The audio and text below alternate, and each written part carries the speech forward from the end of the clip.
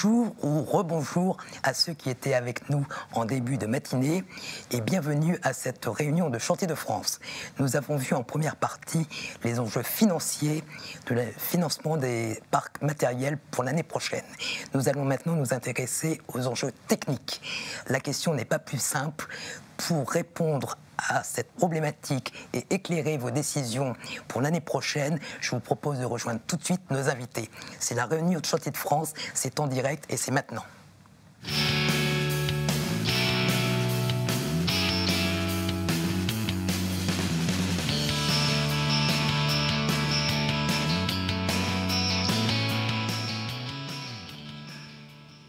Bonjour messieurs, merci d'avoir répondu à notre invitation. On l'a vu en première partie, le financement ne serait pas un problème pour l'année prochaine. Les enjeux techniques seront-ils plus sensibles? Thierry Robert, chez NGE, comment vous appréhendez l'année 2023? Assurément, la technologie des machines évolue. On est tous à la recherche d'économies de CO2. Les prix, je vous en parle pas parce que tous les jours on a des augmentations sur tous nos produits. Donc je dirais qu'il y a un grand nombre de paramètres qui vont rentrer en jeu dans nos investissements et dans nos choix 2023. On va garder un rythme d'investissement, je dirais à peu près normal, comme nous l'avions dans notre plan. Par contre, encore une fois, le choix des machines va être va être critique et surtout multiparamètres. Ce sont des enjeux que vous ne découvrez pas, que vous aviez déjà anticipés. Est-ce que le contexte de crise énergétique qui se profile et qui apparemment va durer vous oblige à réagir différemment? Oui. De plus en plus, la consommation des machines est un élément important dans notre choix, même si on a encore du mal à le mesurer, parce que quand même les constructeurs sont un petit peu... je dirais, on n'a pas trop de visibilité sur la consommation de nos machines, si ce n'est que de se le faire soi-même, sa propre idée à travers le parc que nous possédons. Donc c'est un point important, la consommation. Après, nous avons des objectifs de réduction de gaz à effet de serre, mais on attend, si je puis dire, alors on appelle ça la rupture technologique ou ce que l'on veut. Aujourd'hui, nos matériels, je dirais qu'on a trois types de matériel. On a nos machines... qui sont off-road, où pour l'instant la technologie nous aide pas vraiment. On est quand même encore avec des moteurs classiques. Nos poids lourds, je dirais les poids lourds c'est un petit peu pareil, pas trop de solutions à ce jour. Les VU et les VL, ça commence, bon vous le savez, c'est l'électrique, l'hybride commence un peu à nous aider sur cette réduction en gaz à effet de serre. Pascal Eurano, comment vous appréhendez la transition énergétique dans un groupe tel que le vôtre, qui est régional, familial, mais multimétier? Nous, je dirais, ça fait 36 mois qu'on avait démarré une réflexion sur notre transition énergétique, parce que nous sommes, je dirais, relativement importants sur la partie transport. Donc, depuis maintenant... 7 mois et on l'a avancé, on l'a accéléré, donc on a complètement muté notre parc sur la technologie baissante, donc sur l'ester de colza. Aujourd'hui, on est en train de le développer sur la partie machine. Théoriquement parlant, et c'est plutôt assez mathématiquement parlant, on devrait avoir couper 80% de nos émissions de CO2, je dirais, d'ici fin 2024, en ayant un premier cap à 60% fin 2023. D'accord. Toute activité confondue, uniquement sur le transport? Sur les deux, sur les deux. Toute activité confondue. Donc on a eu une bonne nouvelle avec le critère 1 qui est arrivé en avril 2022. Donc on a aujourd'hui pratiquement 60% de notre parc qui est en critère 1.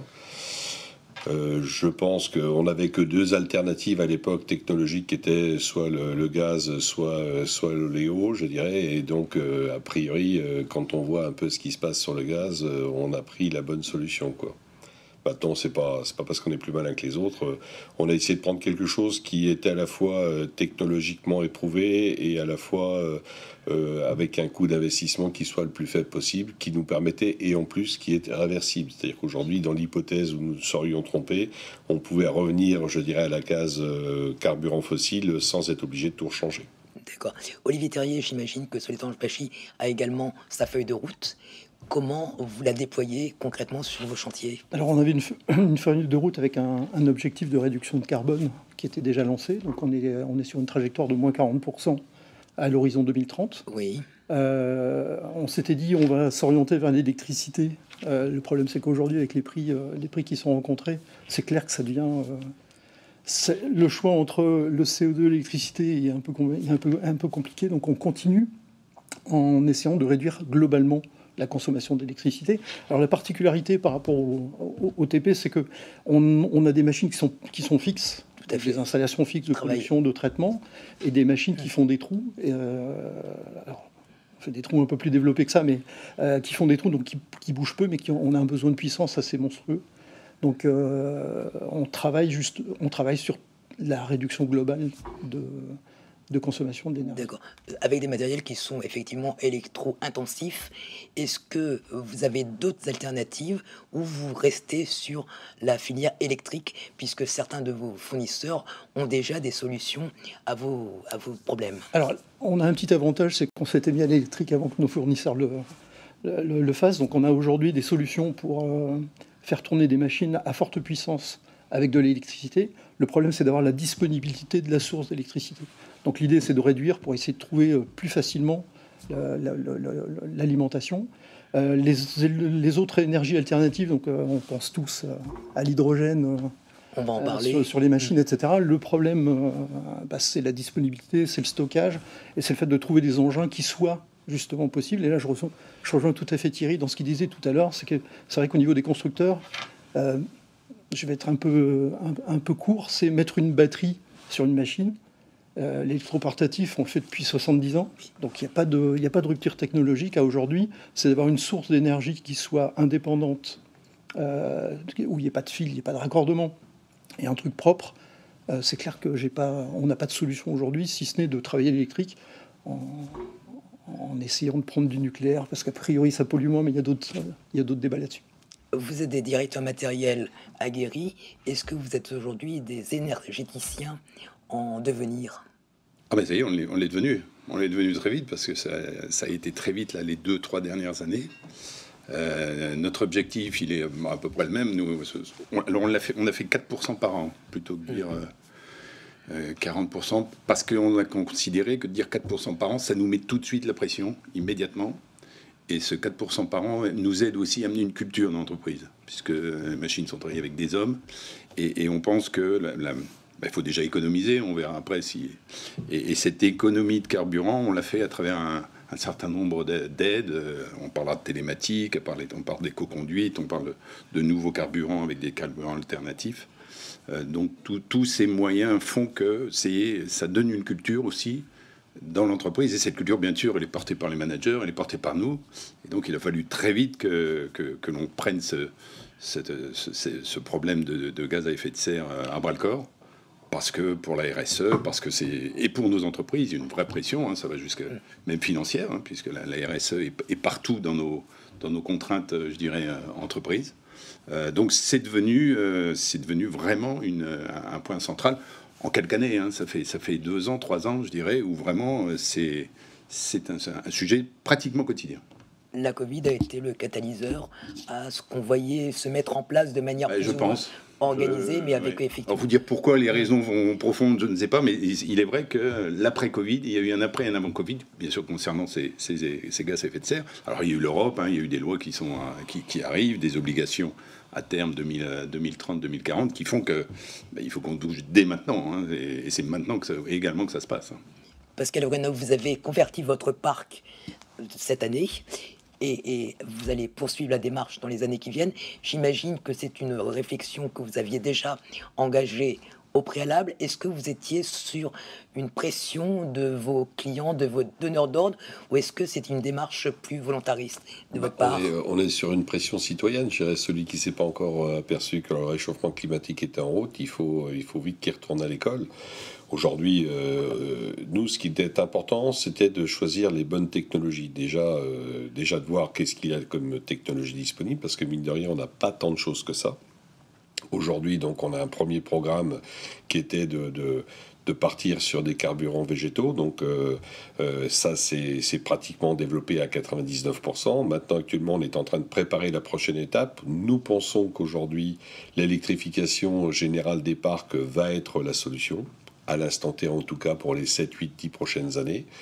Le problème de l'hydrogène va être un problème un peu plus complexe à gérer, donc, et aujourd'hui la technologie n'existe pas. Donc actuellement, on va rentrer dans l'électrification des poids lourds dans 2023-2024. Et pour ce faire, donc, on a un projet qui est assez ambitieux. C'est-à-dire qu'actuellement, on a un parc de près de 100 hectares dans nos installations. Donc on veut couvrir à peu près 70 hectares de ce parc de panneaux photovoltaïques. Et donc on aura un triptyque panneaux photovoltaïques, batterie pour stocker, je dirais, l'électricité, et groupe électrogène fonctionnant avec des carburants alternatifs pour avoir une trace CO2 pratiquement nulle, en sachant qu'on récupère la chaleur dégagée par les groupes en hiver pour certaines de nos activités, pour essayer d'être pratiquement autonome en électricité.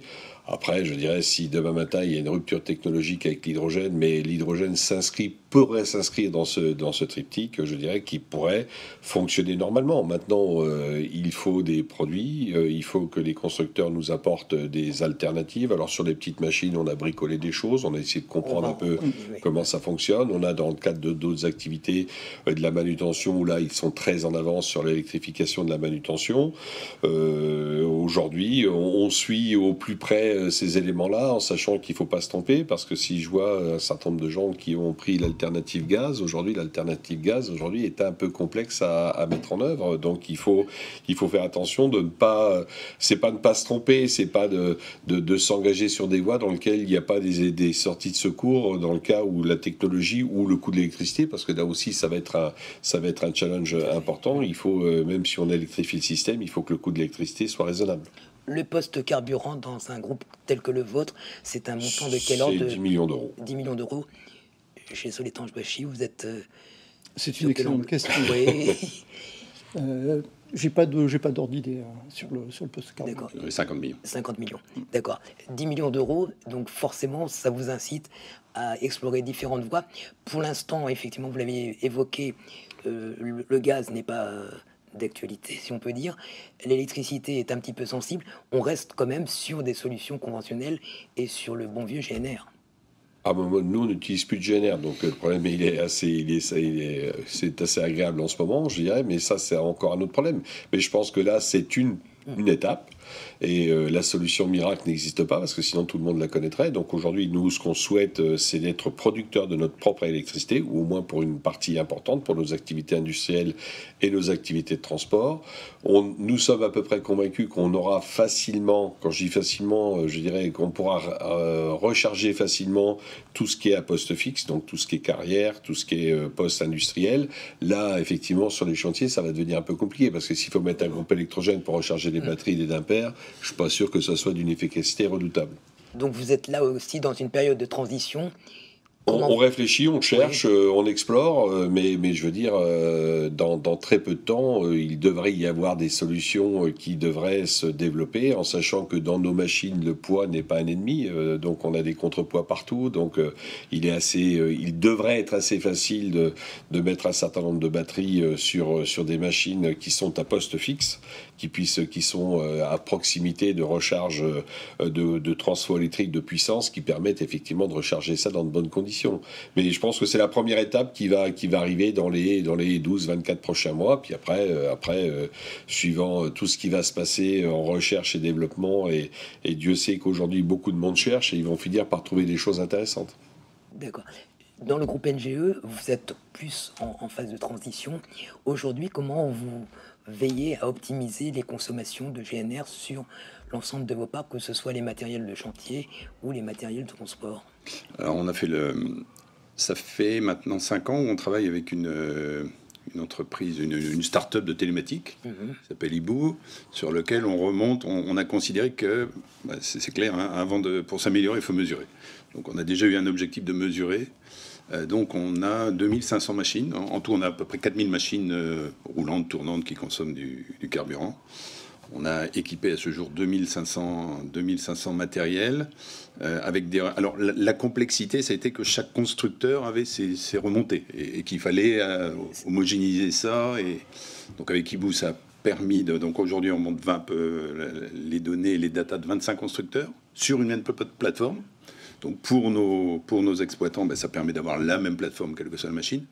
Et on a fait le choix d'abord de remonter, parce qu'on en parlait tout à l'heure, cette télématique, on est noyé sous la data. Hein, si vous prenez tout, bon. Donc on a fait d'abord le choix de prendre des datas d'exploitation.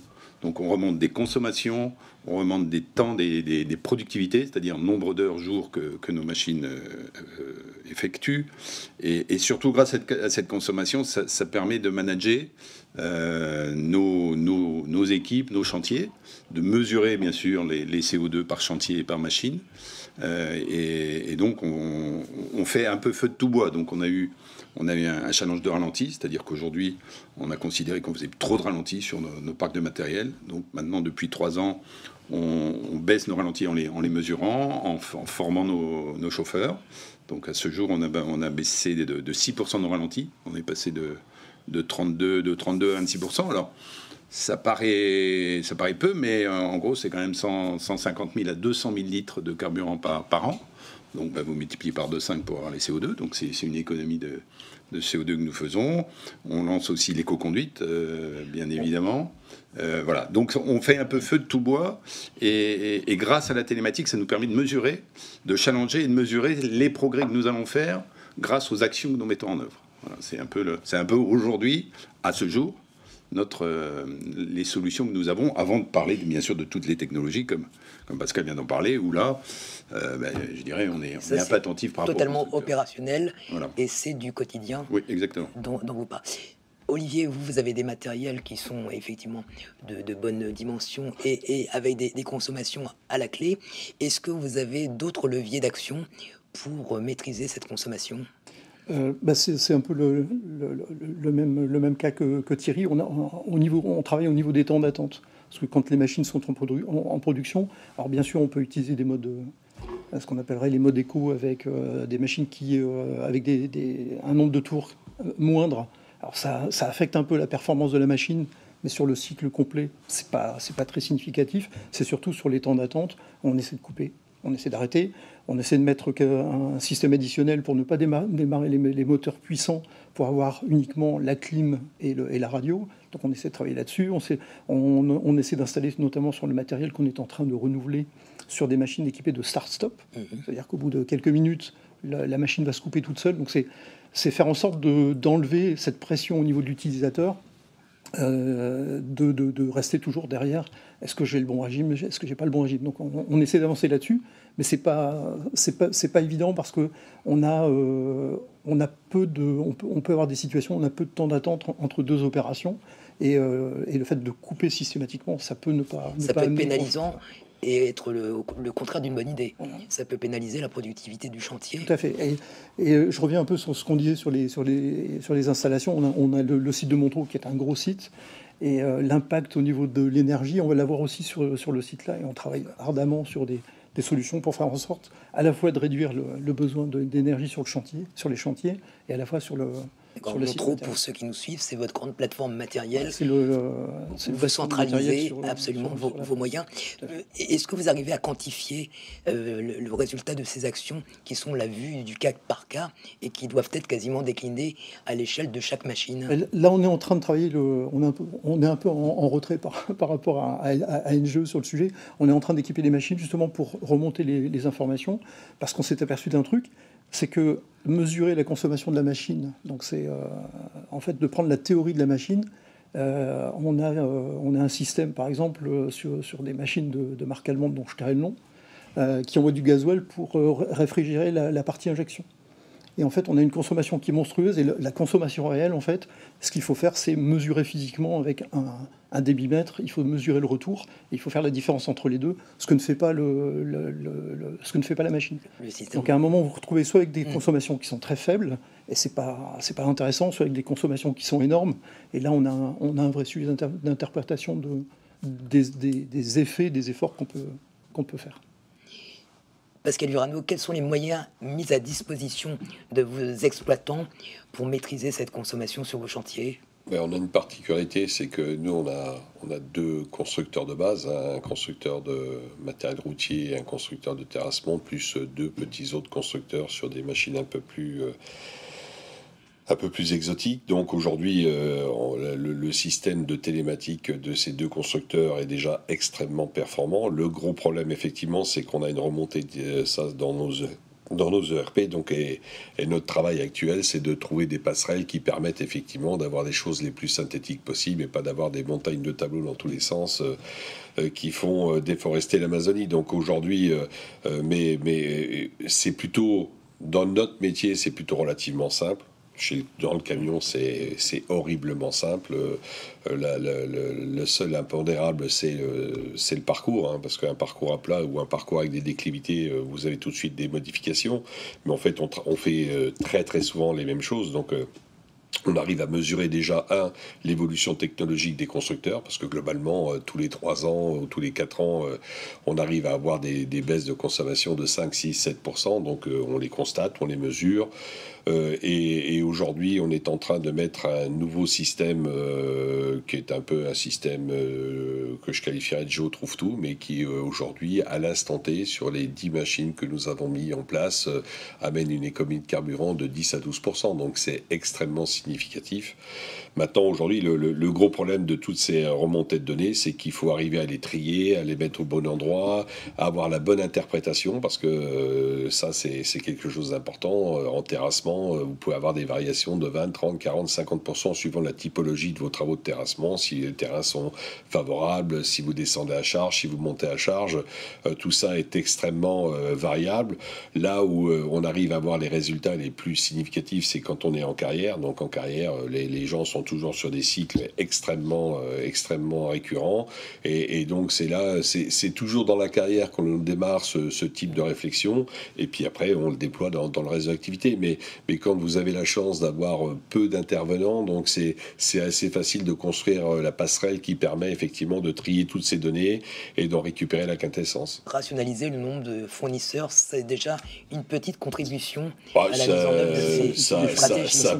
Ça permet d'avoir que des relations un peu houleuses qu'avec un, quoi. C'est plus simple. En 3 mots, le système Géotrouve Tout que vous avez mis en œuvre, comment ça fonctionne, de quoi il en retourne? Alors, ce qui est très bien, c'est que c'est pas invasif au moteur, c'est-à-dire qu'aujourd'hui, en fait, on n'a pas besoin de l'accord du motoriste, donc c'est un courant, c'est un champ magnétique que vous mettez sur l'arrivée du gasoil ou l'arrivée du carburant ou l'arrivée du B100, c'est le même principe. Enfin, sur l'arrivée du carburant. Qui agit, j'ai pas la formule exacte parce que personne n'a voulu me la dire, je dirais, mais manifestement, je dirais, ça améliore effectivement la combustion interne du moteur, et aujourd'hui, et en fait, plus le moteur est gros, plus l'écart en pourcentage est important. Et ça, je pense que ça dépend de ce que j'ai pu éventuellement imaginer, du diamètre de la canalisation d'amener, qui permet effectivement d'améliorer le rendement. Mais c'est stupéfiant parce que ça coûte pas cher. Ça marche plutôt assez simplement. C'est pas intrusif au moteur, parce qu'il y a d'autres systèmes qui sont un peu plus compliqués et qui pourraient avoir des conséquences sur les garanties constructeurs. Là, je dirais, c'est d'une simplicité brutale. Ça se met en œuvre en 3 heures, et puis vous pouvez le démonter, le remonter sur d'autres machines, et c'est les premiers résultats sont très mathématiques. D'accord. Vous avez constaté l'efficacité du dispositif. Oui. Vous avez mentionné son retour sur investissement rapide. Oui. On est de l'ordre de combien par installation? Sur un gros moteur, oui. Ça s'économise en 6 semaines. D'accord. Pour donner un ordre d'idée. D'accord. Donc c'est significatif, quoi. Puis je veux dire, aujourd'hui, maintenant, on a les premiers ont 10-15 jours, donc on l'a fait sur différentes machines, on l'a fait sur différentes configurations, et en fait, plus la consommation est importante, plus le pourcentage de réduction est important. D'accord, donc c'est plutôt pour des moteurs de grosse puissance? Non, faut pas mettre ça sur un tractopelle, mais dès que vous avez un moteur qui fait 200, 250, 300 chevaux, je pense que ça peut avoir sa vocation et son utilité. C'est quelque chose que vous avez généralisé? On va généraliser ça sur les 495 moteurs qui sont éligibles à ce genre de problème. D'accord, et une fois que tout votre parc sera éligible à ce dispositif, quelle sera l'économie à la clé? C'est 1000 mètres cubes de carburant. Donc, alors le problème, c'est que nous, on est déjà avec une réduction de 60% de CO2. Donc, ça fera 6% de CO2 supplémentaires économisés. En gros, on va économiser, nous, cette année, 25 000 tonnes. Donc, 6%, ça va faire 1200-1500 tonnes de CO2 économisées. Mais c'est pas le CO2 économisé. La première chose, c'est déjà le carburant qu'on brûle pas. Donc, et aujourd'hui, c'est un impact qui, pour nous, je dirais en gros, 10 millions, ça va faire à peu près 700-800 000 euros d'économie potentielle annuelle. D'accord. Dans le domaine des fondations spéciales, le nombre des fournisseurs est par définition assez restreint. Donc, vous n'avez pas la tentation de multiplier les références en parc. Est-ce que l'un de vos fournisseurs a pris une petite avance technologique dans ce domaine, selon vous? Non. Non. Non. En fait, on a dans le domaine, on a vu apparaître des machines qui travaillaient sur batterie. Oui. Le souci que nous avons, ce que je disais tout à l'heure, c'est que des batteries pour développer 600 kW, on a un peu de mal à trouver. Donc là, la solution électrique qu'on a privilégiée, c'est une alimentation directe. Donc le reste après, aujourd'hui, même sur le petit matériel, hein, sur le forage de micropieux, on a peu de machines disponibles avec des énergies alternatives. Donc on est on est encore dans l'ancien monde, oui. Quoi. On est sur du conventionnel. D'accord. Et la voie qui se dessinait, donc l'électrification des gammes, dans le contexte actuel, est-ce que vous pensez que c'est une impasse, ou si le prix de l'électricité redevient plus raisonnable, vous pourrez poursuivre dans ce domaine? Alors, si on en croit les autorités politiques françaises, ça va baisser. Je pense aussi qu'un jour, on déconnectera le prix de l'électricité par rapport au prix des autres énergies, et ça restera quelque chose de concurrentiel, et ça restera surtout quelque chose normalement de vert, si on trouve une solution à la production. D'accord. Sur un parc matériel plus diversifié tel que le vôtre, sur quel levier vous pouvez agir, Thierry Robert? Restreindre les fournisseurs, c'est pertinent? Non. Encore une fois, vu les métiers, tous les métiers que nous avons, on a un grand nombre de marques. Hein. Je vous ai parlé qu'on a 25 marques de connectés sur à peu près 150. Donc vous voyez que c'est très large.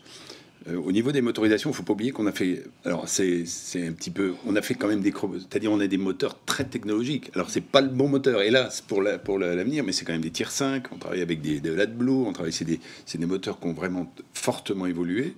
Et les consommations ont baissé également. Et les consommations ont baissé. Nous, on a fait entre un Tier 3, enfin un 3A d'il y a 9-10 ans et un Tier 5 d'aujourd'hui. En consommation réelle mesurée, on est entre 10 et 15% d'économie de carburant. Donc déjà, c'est... Alors aujourd'hui, je dirais que c'est... Comme on l'a dit, je ne crois pas qu'il y ait de constructeurs qui sortent du lot. Je crois qu'ils travaillent tous sur des solutions, hein, l'électrique, l'hydrogène, toutes les solutions possibles. Je ne crois pas qu'il y aura une solution. On ne trouvera pas la même solution pour une mini-pelle demain que pour une 50 tonnes, que pour un dumper. Je pense qu'il y aura une solution par utilisation, et c'est comme ça qu'on arrivera à peu près sûrement à atteindre nos 40% de diminution, voire des neutres à terme.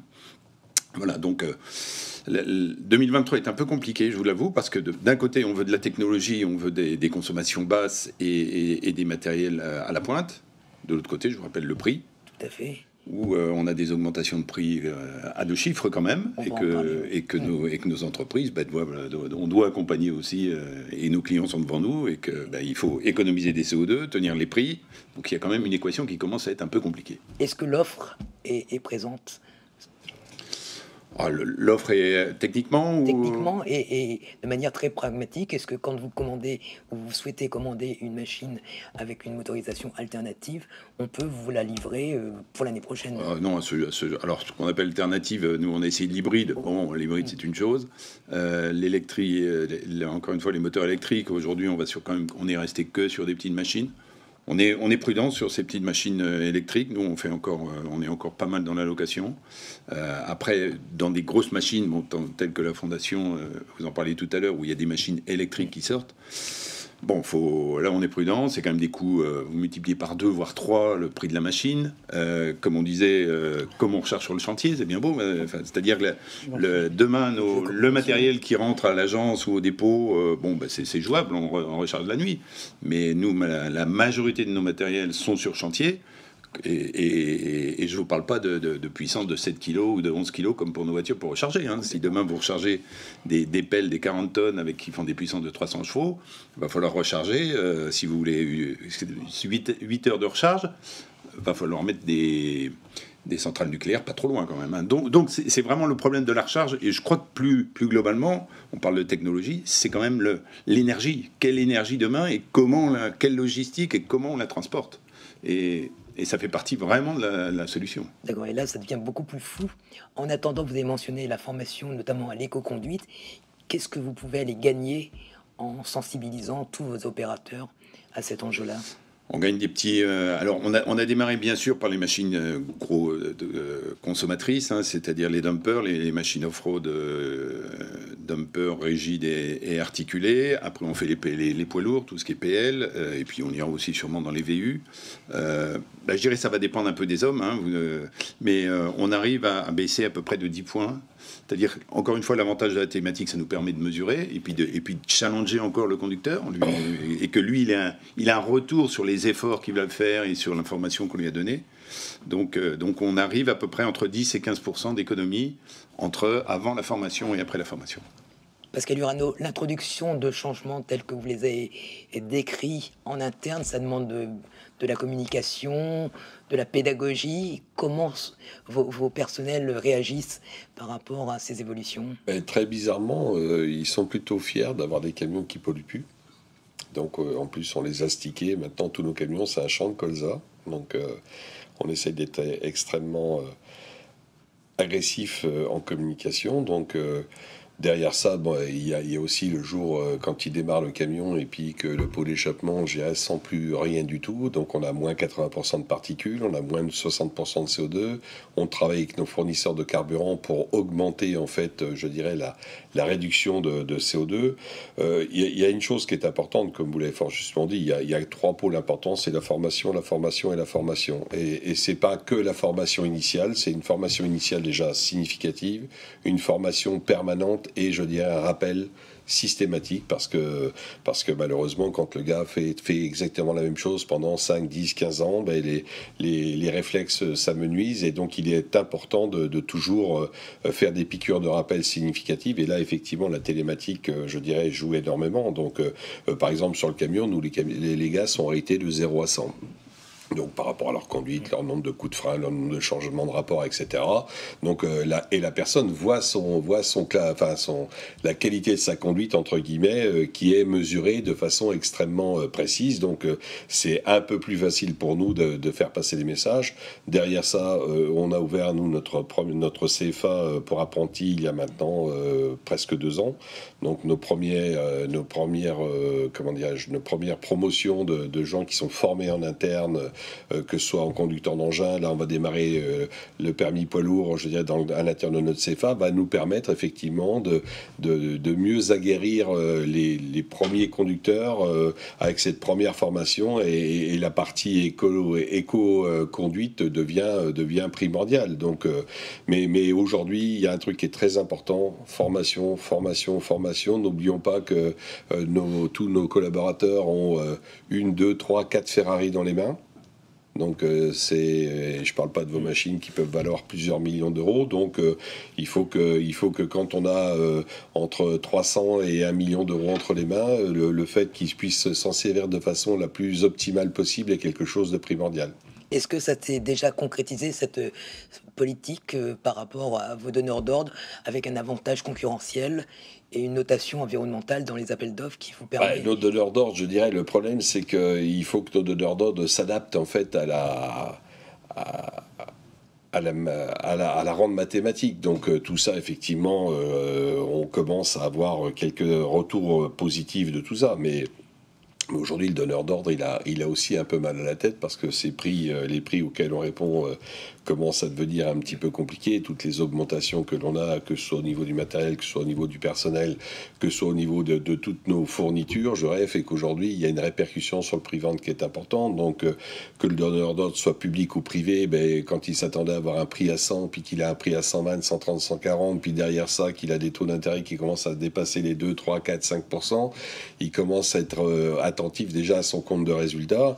Mais c'est vrai qu'aujourd'hui, tous les donneurs d'ordre sont extrêmement sensibles à notre impact et notre trace CO2. Et aujourd'hui, ça va s'accélérer de façon extrêmement forte dans les prochains mois ou les prochaines années. Parce qu'en fait, aujourd'hui, on n'avait pas encore d'éléments qui nous permettaient de mettre tout ça en équation. Donc aujourd'hui, maintenant, quand on est tout à fait capable de leur dire, voilà, sur ce chantier-là, par rapport à une solution classique, nous avons ça en moins, ça en moins, ça en moins, par du matériel le plus performant possible, par des carburants alternatifs qui existent déjà sur le marché, et par rapport à un système de fonctionnement qui nous permet de mesurer. Et c'est là que la télématique a un avantage colossal, c'est qu'aujourd'hui, on est capable de dire, voilà, on a consommé tant de centilitres de carburant sur votre chantier, on n'est plus à des cotes mal taillées, on connaît exactement. Vous arrivez à quantifier on est tout à fait capable maintenant de donner à la tonne de CO2 près notre impact environnemental sur une opération significative. Olivier, vous avez mis en œuvre sur les chantiers du Grand Paris quelques matériels entre guillemets innovants. Quel est le retour d'expérience que vous pouvez en tirer à ce stade? Et est-ce que, comme M. Rano, vous arrivez à avoir des avantages environnementaux quantifiés sur vos chantiers qui sont gourmands en matériel, mais aussi en matériaux? Alors, je ne vais pas botter en touche parce qu'on va parler d'autre chose que le CO2. En fait, historiquement, on a des matériels qui consomment moins de carburant parce qu'on a mis un mode éco, parce que les machines faisaient du bruit. En fait, on s'aperçoit que la baisse de consommation a démarré d'abord par une recherche de l'impact sonore de l'impact sonore, parce que l'impact CO2, quand vous avez un chantier en pleine ville, l'impact CO2, les gens ne font pas gaffe avec la circulation routière. Par contre, le bruit derrière les clôtures de chantier, c'est important. On en parlait tout à l'heure. Le problème de la fondation, c'est vous venez, vous faites les travaux, vous gênez tout le monde, et quand vous repartez, on voit rien, donc ils se demandent pourquoi vous êtes venu. Donc c'est un peu compliqué. Et donc c'était d'abord le bruit. Et on a aussi beaucoup travaillé sur le bruit, qui est vraiment un phénomène. Comme les projets d'infrastructure sont de plus en plus en ville ou dans le milieu urbain, c'est vrai que ça devient quelque chose de très important. Et l'électrification du matériel amène justement aussi un énorme gain sur cette notion de niveau de bruit. D'accord. Quand vous pouvez discuter à côté de la machine qui est en train de forer à 60 mètres, je ne vous cache pas que c'est quand même assez sympathique. Ce qui explique votre intérêt pour cette technologie-là, avec le recul des chantiers du Grand Paris, en termes de coût énergétique, est-ce que vous avez pu le quantifier dans les conditions de réalisation des chantiers à l'époque? Ouais, le quantifier, je pense qu'on a des données pour le quantifier. Je pense que c'est pas... Il y a une... on va dire il y a une trace dans les comptes chantier, bien évidemment. Par contre, le moyen de production, c'est un peu la différence avec... je m'en prends au terrassement, excuse-moi Thierry.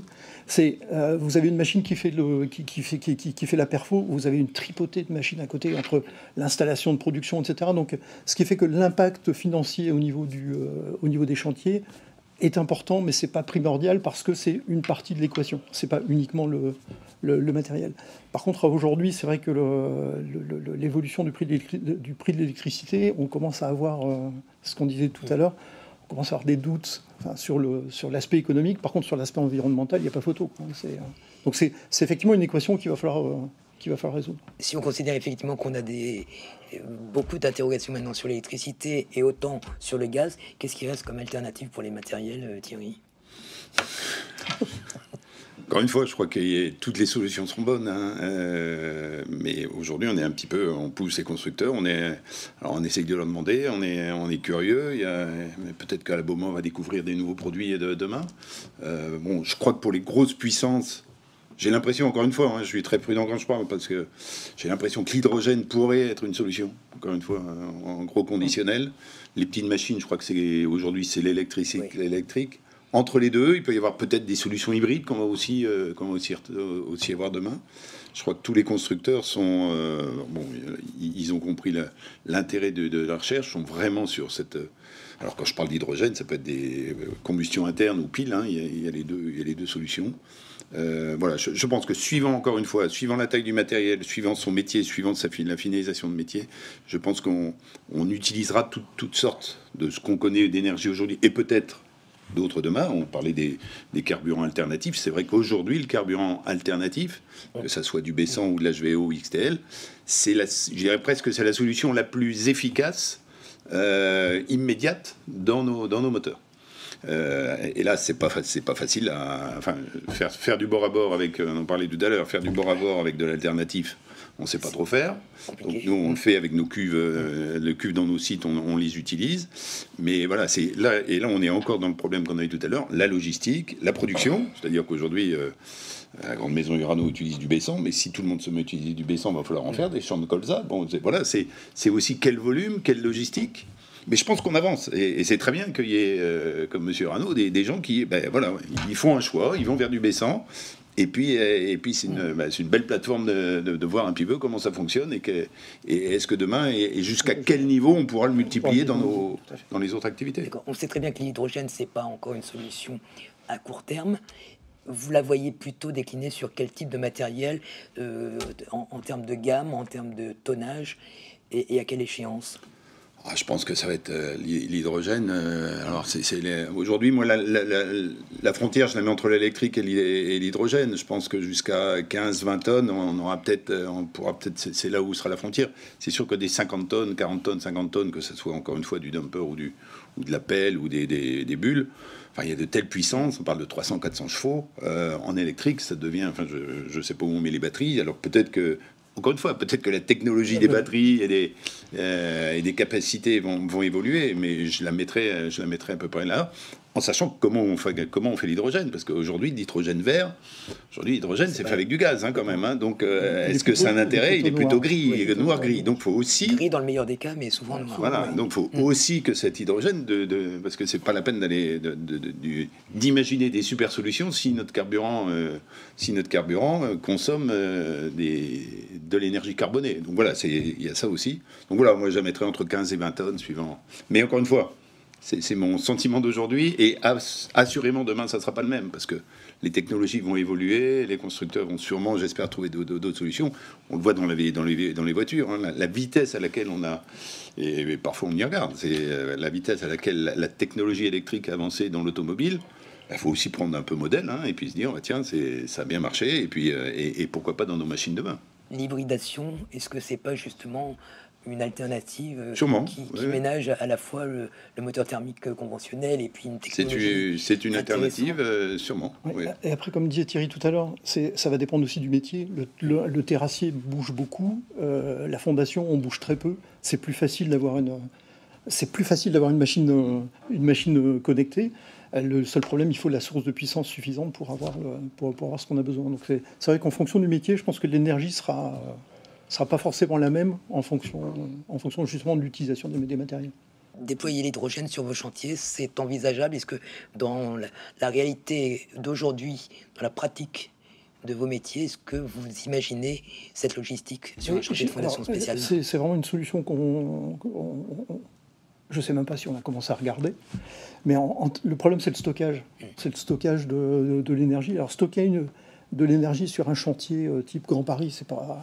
Normalement, on devrait pouvoir trouver une petite place pour y mettre une grosse cuve. Après, la fondation, ça va de la petite foreuse avec une équipe de 3 personnes, avec une petite mini-pelle, jusqu'à un chantier monstrueux. Donc, en fonction de l'utilisation, c'est vrai que pour un même métier, différents produits. Et donc, je pense que la matrice entre l'utilisation, le produit, le métier, ça va être déterminant sur le choix de la source d'énergie. Vous avez dû reculer avec les biocarburants? On n'est pas vraiment allé là-dessus pour des questions de bord à bord, parce que justement, on en consomme beaucoup. Jusqu'à présent, est-ce que c'est quelque chose que vous avez peut-être évalué à partir de l'année prochaine? On a des demandes sur certains projets, où on a justement des demandes d'orientation sur ce type de carburant, pas le colza, mais les carburants alternatifs. Et on regarde, on sait que les matériels sont capables de les utiliser. Après, on verra comment on fait pour passer à l'usage. Pascal Urano, j'imagine que les circonstances actuelles vous confortent dans votre choix. Est-ce que vous avez également une vision à plus long terme? Est-ce que vous avez une deuxième ressource potentielle que vous mettrez en œuvre dans vos parcs? Notre vision à plus long terme, elle n'est pas à plus long terme, elle est à échéance 24 mois. C'est, comme je vous l'ai expliqué précédemment, c'est de produire nous-mêmes notre électricité. Donc ça, tout à fait. Alors pas pour les chantiers, mais pour la partie routière et pour la partie industrielle. Nous pensons aujourd'hui que les carrières seront en fait le laboratoire des nouvelles technologies, parce que là, on a un point fixe. Généralement, toutes nos installations fonctionnent pratiquement 95% d'électricité. Donc, on a des transfos qui permettent effectivement de charger la nuit, qui pourraient permettre effectivement de pouvoir faire avec des batteries amovibles, de permettre aux machines de tourner en poste. Et l'échelon, l'unité de fonctionnement carrière sera notre laboratoire pour effectivement valider ces technologies. Alors, sur un gros chantier de terrassement, comme je le répète, j'irai mettre un groupe électrogène pour charger des batteries, je suis pas sûr que ce soit une grosse idée. Après, aujourd'hui, les technologies hydrogène, à l'instant T, personne n'en a. Donc, personne n'a de produit disponible. Personne, je dirais, n'est capable de s'engager sur des coûts, n'est capable de s'engager sur un certain nombre de choses. Il ne faut pas oublier que l'hydrogène vert, c'est à base d'électricité. Donc, si les coûts de l'électricité font que le TCO d'hydrogène est quand même particulièrement défavorable. Donc, aujourd'hui, en gros, pour arriver à peu près à la même énergie, en partant d'une énergie 100, en travaillant un cas carburant fossile ou végétal, on arrive à récupérer 94%. Sur l'hydrogène, on n'arrive à en récupérer que 30% à l'instant T de la technologie. Donc aujourd'hui, il y a plein de choix. Ce qui est important pour nous, c'est d'essayer effectivement d'être à la fois innovateur, mais aussi pas aventurier, quoi. Et c'est la frontière entre les deux qui fera qu'on se mettra en danger ou pas. Aujourd'hui, il est important de ne pas s'orienter sur une technologie qui pourrait se révéler catastrophique à terme et qui mettrait en danger l'équilibre général de nos structures. Bien sûr. Thierry Robert, votre laboratoire, c'est l'autoroute A69. Est-ce que vous pouvez nous faire part un petit peu de ce que vous avez mis en œuvre sur ce projet ? Oui, c'est vraiment une mesure de production qu'on veut. C'est de mesurer les mouvements de terre au jour le jour sur pratiquement toutes les machines. Donc il y aura à peu près 150 machines qui vont être équipées. Donc c'est les mouvements de terre, c'est la consommation, donc consommation, qui dit consommation dit bien évidemment aussi émissions de CO2, et du coup c'est un peu d'organiser le chantier et d'essayer d'optimiser l'organisation du chantier avec la consommation, et de relier un petit peu tous les paramètres que je vous disais tout à l'heure, l'éco-conduite, le suivi de nos machines, la production journalière, pour que c'est un petit peu notre laboratoire, il est vrai, puisqu'aujourd'hui on a toutes ces technologies qui sont devant nous, qui vont nous aider à mieux produire. Et quand on dit mieux produire, en principe, c'est moins consommer et donc moins émettre. Et donc, on va essayer d'utiliser toute cette technologie, de les rassembler sur un seul chantier. Et c'est un intérêt, parce que, comme on disait, je pense que les carrières ou un chantier fixe, c'est quand même beaucoup plus facile. La problématique aussi, c'est quand vous faites des petits chantiers, alors il n'y a pas de petits chantiers, mais des chantiers d'une semaine, et que vos machines bougent beaucoup, et qu'on essaye d'optimiser au mieux nos chantiers, donc d'avoir des machines là où il faut. Il est clair que la mesure et de mettre en place une mesure bien précise sur un chantier, c'est complexe. Donc c'est vrai que des grands chantiers comme ça, c'est un peu la même idée que les carrières, ça nous permet de mettre en œuvre toutes ces nouvelles technologies pour être meilleur demain au niveau productivité et bien évidemment au niveau émissions. Et avec des objectifs de réduction d'empreinte carbone. Oui. Et qui sont, encore une fois, c'est nos 4% par an, ça va nous aider, mais c'est essayer de doubler pratiquement ce taux-là sur ce chantier bien précis. D'accord. Dans les chantiers urbains, qui sont quand même maintenant une part importante de vos activités, est-ce que vous avez mis en œuvre des mesures spécifiques pour justement réduire votre empreinte carbone, au-delà effectivement de ce que vous avez expliqué à travers l'impact sonore ? Alors, une des grosses consommations, on va botter en touche toujours, et en fait, on est complètement dedans. Un chantier de fondation, c'est généralement, on fabrique des structures en béton. Et la structure en béton, je crois que c'est le premier poste de consommation de carbone en fait dans le métier. Et on travaille justement au niveau de ce poste-là pour faire en sorte de baisser l'impact. Donc il y a une marque dans le groupe qui s'appelle Exegi et qui utilise en fait du laitier de haut fourneau à la place du ciment pour fabriquer le béton.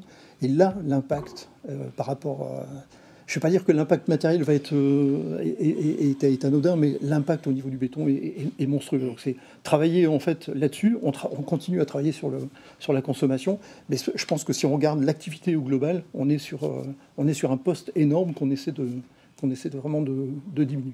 Et c'est de raisonner donc de manière plus globale le matériel dans le contexte et le processus Voilà, du chantier. C'est travailler sur les 3 scopes de consommation complètement. Et de ne pas se focaliser sur un seul. Quoi.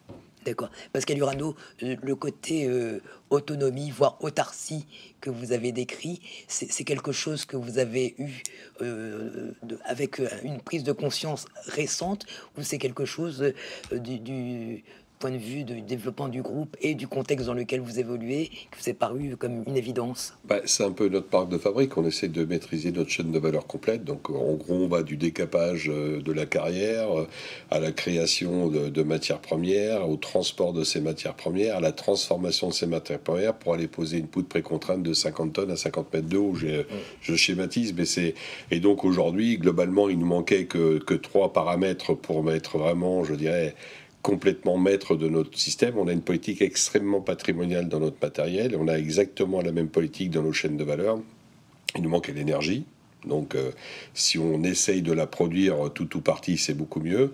Après, il nous manque la trace CO2 extrêmement importante. C'est, comme vous l'avez fort justement dit, c'est le ciment. Mais nos fabricants de ciment, je dirais, ont exactement la même politique. Aujourd'hui, les argiles calcinées, la baisse du taux de clinker. Alors, sur le laitier, c'est un peu plus compliqué parce que c'est du laitier de haut fourneau. Donc, ça dépend où est-ce qu'on met le CO2, si on le met sur la ferraille ou si on le met sur le laitier. Mais force est de constater que le laitier a un impact. Mais demain matin, avec les nouvelles technologies qui sont en train de développer, du laitier, il va y en avoir de moins en moins. Donc je pense que... Et puis après, c'est les combustions alternatives, les combustibles alternatifs dans les cimenteries. Aujourd'hui, la cimenterie qui nous alimente va être complètement alimentée en CSR, donc en combustible de recyclage. Donc aujourd'hui, on va finir par avoir des traces de CO2 qui seront les plus basses possibles.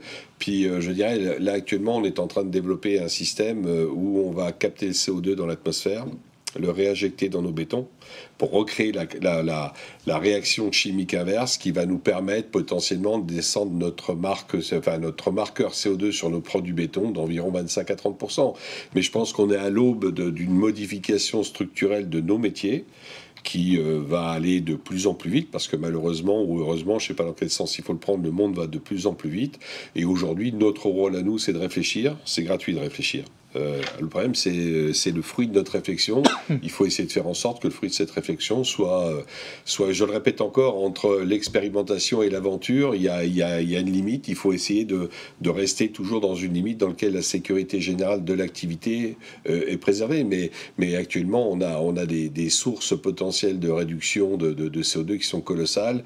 Nous, on a un programme qui s'appelle Miscanthus. Donc on va planter, on est propriétaire foncier extrêmement important via nos carrières. On a à peu près 1500 hectares de propriété.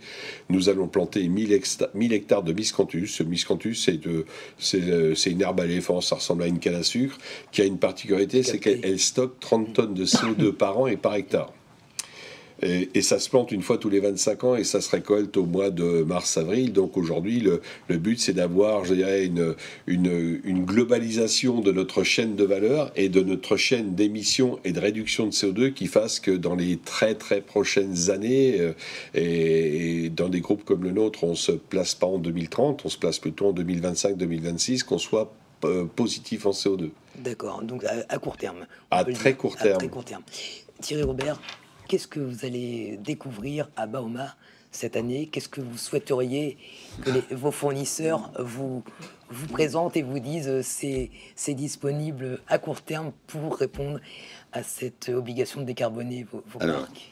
Là, il faudrait me reposer la question quand même 15 jours. Comme ça, ce serait plus facile d'y répondre. Quelques informations. Bon, comme on le disait, aujourd'hui, ces salons, on n'attend pas de découvrir la solution de demain. Je pense que ce qui nous intéresse quand on va dans des salons comme ça, c'est de découvrir plutôt dans des nouveaux équipements ou des nouvelles solutions. C'est pas vraiment la machine, bien sûr, nous intéresse, mais je vous le dis, à part, alors il va sûrement y avoir du buzz, si je peux dire, il va y avoir des machines d'hydrogène, mais bon, des innovations de rupture. Voilà, on sait très bien que la machine qu'on va avoir à la Bauma demain, elle n'est pas encore dans notre parc. Il faut le temps qu'elle arrive. Mais par contre, de trouver des solutions à travers des outils, à travers des systèmes, ce système dont parlait M. Arnaud tout à l'heure, peut-être. Voilà, c'est de fouiller. Et dans ces salons-là, j'ai plus tendance à aller vers des petits géotrouve-tous, si je puis dire, ou vraiment de l'innovation. que des gros constructeurs qu'on voit, qui y sont peu d'ailleurs, je ne pense pas qu'ils y sont tous, et qu'on voit un peu tous les jours. Donc c'est vraiment de trouver de l'innovation et des nouveaux produits ou des nouveaux systèmes ou des nouveaux outils qui vont nous aider demain à mieux produire et de manière plus intelligente et en consommant moins. On l'aura bien compris, il n'y a pas une solution miracle, mais un ensemble de petites actions qui, mises bout à bout, font qu'on arrive à réduire l'empreinte carbone d'un parc. Merci messieurs. Il est grand temps même de passer aux questions des internautes. Mathieu, toujours présent, des questions pour nos invités? Oui, tout à fait, pas mal de questions. J'espère qu'on pourra toutes. On va en prendre un maximum. Réponse courte. La première, elle est en lien avec la première table ronde, mais avec un spectre plus spécifique. Les matériels à énergie alternative sont chers. Quelle stratégie appliquez-vous pour les financer? Et est-ce que les donneurs d'ordre sont prêts à faire un effort pour avoir des émissions de CO2 en moins? Thierry? Est-ce qu'ils sont prêts? Ça commence, on en a parlé tout à l'heure, mais ils ne sont pas vraiment prêts. C'est-à-dire qu'un chantier qu'on va faire demain en diminuant notre CO2 de 50%, je dirais est-ce qu'il sera vraiment récompensé financièrement aujourd'hui? C'est pas encore. Alors ça vient, on en parle de plus en plus, c'est dans les appels d'offres. On a du mal à le financer, à le rendre arithmétique. Quant au prix des machines, oui, aujourd'hui elles sont très fortes. Ces nouvelles technologies seront sûrement importantes, mais bon, c'est comme tout avec la volumétrie, je pense qu'on arrivera à des prix beaucoup plus tard, à des prix qui seront compétitifs. Olivier, un chantier urbain, on arrive à le valoriser à travers ces enjeux? À le valoriser, je pense, je suis de l'avis de Thierry, ça viendra. Avec les choses qu'on met en place, ça nous permet de l'avoir. Donc je pense que la première étape aujourd'hui, c'est justement on a des cahiers des charges qui demandent des dispositions, on remplit des dispositions. Je pense que ça viendra dans le temps à valoriser. Pascal, quels sont vos donneurs d'ordre les plus sensibles? Les communes? Je pense pas. Aujourd'hui, c'est les donneurs d'ordre privés qui sont souvent des fonds de pension qui aujourd'hui sont pour une très grosse partie d'origine américaine, qui aujourd'hui ont une sensibilité très très forte là-dessus. Alors ils ont une sensibilité à la fois très forte sur le prix, mais une sensibilité, je dirais, sur les deux. Donc après, suivant la vitesse du vent et suivant le machin, mais de toute façon, ça va devenir indispensable. Aujourd'hui, comme vous l'avez fort justement dit, il faut d'abord le mesurer, et le mesurer si possible de façon plutôt précise et cartésienne, et pas écrire sur des bouts de papier des choses qui soient complètement ridicules. Mais quand on sera capable de dire attention, voilà, il y a tant d'écart, et qu'on sera capable de le démontrer, tout le monde sera attentif. Mathieu, une autre question pour nos invités. Est-ce que vous avez un retour d'expérience à partager sur les matériels à batterie, et quelles garanties les constructeurs vous offrent sur ces nouveaux matériels? Alors, je n'ai pas trop de retour, puisque comme je vous l'ai dit tout à l'heure, on est très prudent sur ce type de matériel. Pour l'instant, on loue. Nous, c'est majoritairement des machines de moins de 8 tonnes. Et voilà. Et sans problème opérationnel. Non, alors c'est encore une fois, l'utilisation est très courte, c'est-à-dire encore une fois, c'est comment je la recharge, sur quel chantier, donc l'utilisation est quand même assez précise. Donc on doit avoir une dizaine de machines aujourd'hui électriques. Je vous avoue que c'est quand même pas simple. Pour l'exploitant, une machine électrique, alors il y a des gros avantages, le bruit, on en parle, mais c'est un vrai avantage en zone urbaine. Voilà, donc aujourd'hui, on est très prudent et nous, c'est majoritairement de la location sur ce type de machine électrique. On a, nous, dans le cadre d'une de nos branches d'activité, de la manutention, et aujourd'hui, on a maintenant des chariots de presque 20 tonnes qui sont à 100% électriques. Ça marche vraiment bien. Le gros souci, c'est que la durée de la batterie, c'est entre 6 ou 7 heures. La batterie pèse 1 tonne, donc ce sont des batteries amovibles. Donc on arrive, tant que vous êtes sur un poste fixe, à faire fonctionner ce système-là. Pour moi, jusqu'à 250-300 chevaux, on aura des choses qui vont pas trop mal marcher. Surtout si on rend amovibles les batteries et qu'on est capable en fait de recharger la nuit les batteries. Le biberonnage aujourd'hui, dès que vous commencez, d'abord il faut la puissance, deuxièmement il faut la puissance pas loin, et troisièmement plus vous rechargez fort une batterie, plus vous la rendez fragile. Donc aujourd'hui, puis intellectuellement, faut pas qu'on se retrouve comme en Californie où ils interdisent le rechargement des voitures pendant les heures pleines, donc parce que sinon ça va commencer à compliquer le problème. Mais intellectuellement, ça marche. Intellectuellement, ça marche. L'expérience à batterie, c'est les moyens de manutention sur le site de Montreux. On est allé jusqu'à un chariot de 16 tonnes. Ça donne entière satisfaction. Le seul truc, c'est qu'il y a un taux d'utilisation qui est beaucoup plus faible qu'une machine de chantier. Donc on recharge les matériels tous les 2 jours, tous les 3 jours, ce qui n'est pas le cas sur chantier. Sur chantier, ça devient compliqué. Ou les batteries amovibles, c'est vrai que ça va être une solution très, très intéressante. Complètement. Mathieu, une dernière question pour nos invités. Une dernière question. Alors, on va élargir un peu la question environnementale, puisque c'est une question qui est revenue 2 fois. Les huiles hydrauliques, voilà, quelle est votre position sur les huiles hydrauliques et sur leur retraitement? Pascal Durand. Tout ça, aujourd'hui, il faut que d'abord sur les huiles hydrauliques, on a des produits qui sont complètement et à 100% biodégradables. Aujourd'hui, alors je ne veux pas vendre ma solution, mais l'avantage de notre solution, c'est que nos carburants ne sont pas dangereux. Donc si demain matin vous avez une fuite ou un réservoir qui se perce, mais globalement c'est pas grave. Et il faut que le reste des fluides qui sont à l'intérieur de la machine soient de la même efficacité. Donc pour le moment les huiles hydrauliques ou huiles de pont, ça marche. Les huiles moteurs c'est un peu plus compliqué. Un petit peu plus sensible sur vos chantiers. L'huile hydraulique, alors le problème c'est qu'on descend du flexible hydraulique dans la terre, donc dès qu'il y a une fuite, forcément c'est bien compliqué, donc d'où le bio. Ce qu'on fait, c'est qu'on met des produits des produits de qualité, des qualités supérieures dedans, et on les suit longitudinalement pour faire en sorte d'essayer de les utiliser le plus possible en les filtrant derrière. Donc on a une consommation d'huile hydraulique par rapport au parc qui est relativement faible, justement parce qu'on la maintient dans le temps. D'accord. Sur l'huile hydraulique, ça fait 4 ans que toutes nos machines sont en huile hydraulique. Alors c'est un coût, puisque c'est pratiquement le double. Et on est aussi parti sur la graisse, parce qu'on s'est rendu compte que la graisse sur nos machines, c'est beaucoup de pertes, ça souille le sol également. Et donc on est aussi parti sur de la graisse biodégradable. Très bien. Messieurs, je vous remercie.